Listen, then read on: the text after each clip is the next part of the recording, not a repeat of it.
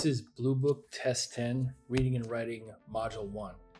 In the early 1800s, the Cherokee scholar S. created the first script or writing system for an indigenous language in the United States. Because it represented the sounds of spoken Cherokee so accurately, his script was easy to learn and thus quickly achieved blank use. By 1830, over 90% of the Cherokee people could read and write it. So what comes after the colon serves to explain. So this word is defined as leading to a lot of people using it. So widespread, careful, unintended, or infrequent. It's widespread. Due to their often strange images, highly experimental syntax, and opaque subject matter, many of John Ashbery's poems can be quite difficult to blank and are thus the object of heated debate among scholars. So instinctively, I would have said difficult to understand, as in characterized by opaque subject matter, as in difficult to penetrate or comprehend.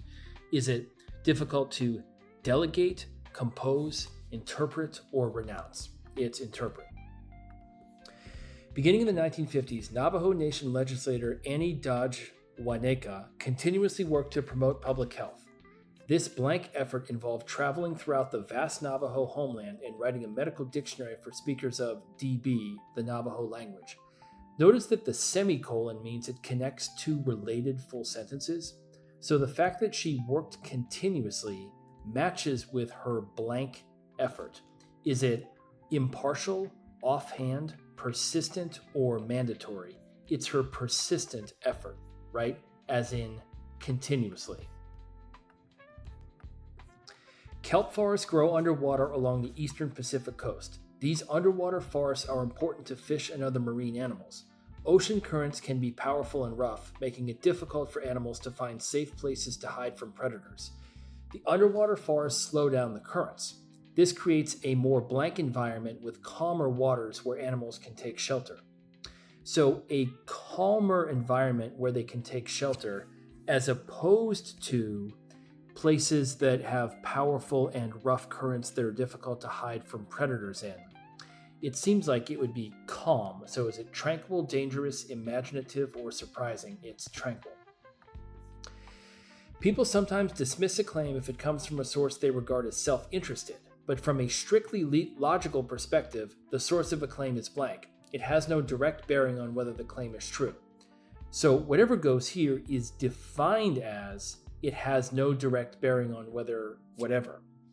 So is that the definition of indistinct, irrelevant, indisputable, or implicit? It's irrelevant, as in does not matter.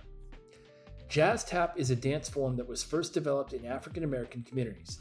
Jazz tap was heavily influenced by jazz music, which became widely popular in the United States in the 1920s. Tap dancers were inspired by jazz music's quick rhythms and by the way jazz musicians would make up melodies as they played. As jazz music continued to develop in the 1930s and 1940s, jazz tap evolved with it.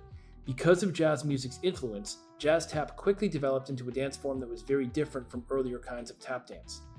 The main purpose of the text, well, without even looking at them, I would have said to describe or outline the history of jazz tap and where it came from. It explains why audiences prefer some kinds of music.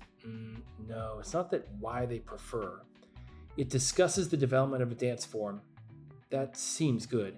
It describes how to play a musical instrument. No. It emphasizes the popularity of a famous dancer. No, because it's not a dancer, a person.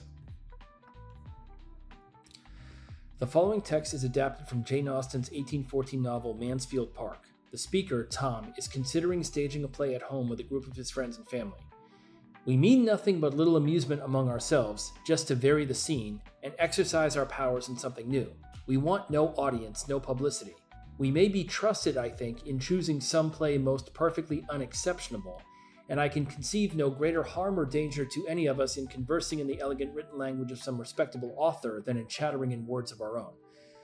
So this is uttered in very old-fashioned, early 19th century English, but I think this person is saying they just want to have fun staging a play, doing something novel. They don't want people to really watch them.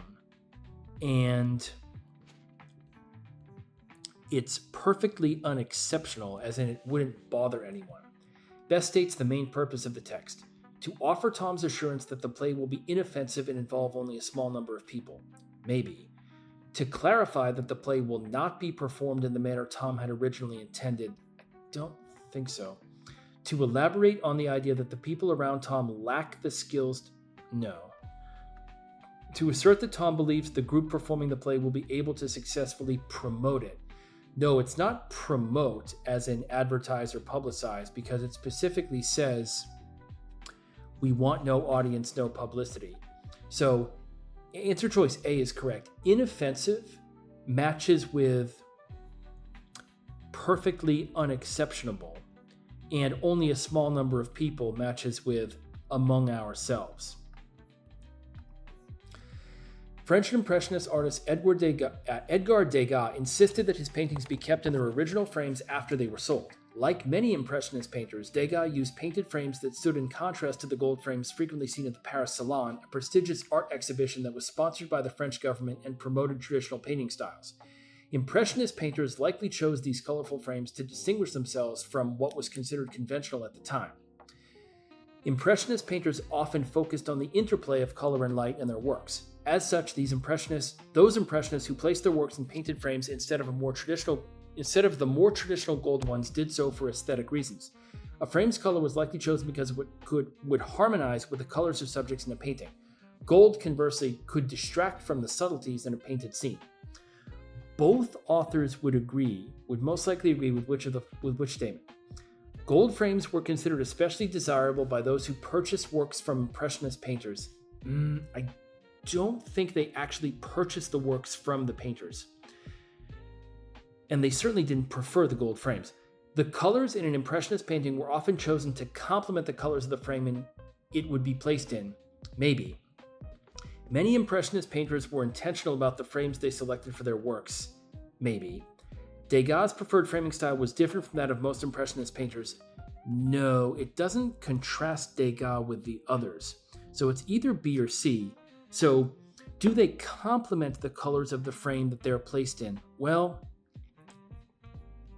they chose these colorful frames to distinguish themselves from what was considered conventional.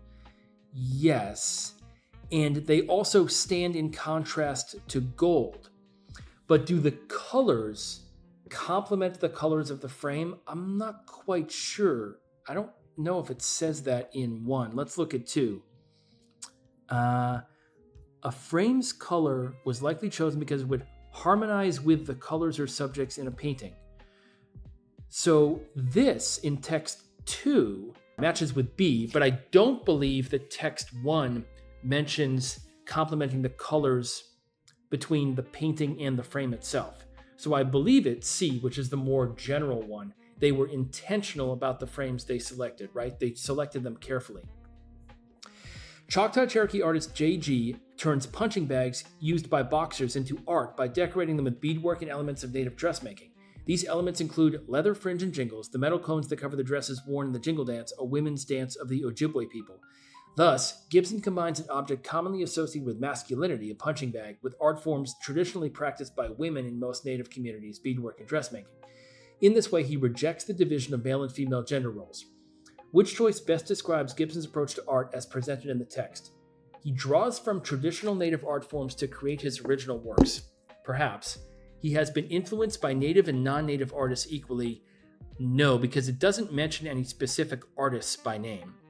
He finds inspiration from boxing in designing the dresses he makes. I don't think so. He turns the punching bags used by boxers and combines them with elements of dressmaking, but I don't think the boxing itself gives the inspiration to the dresses. He rejects expectations about color and pattern when incorporating beadwork. No, he rejects division of male and female. Of course, it says the word rejects right there, but he doesn't reject the expectation about color and pattern in the beadwork, because when it mentions the beadwork, it says that he's adhering to the native traditions. So I believe the answer is simply A.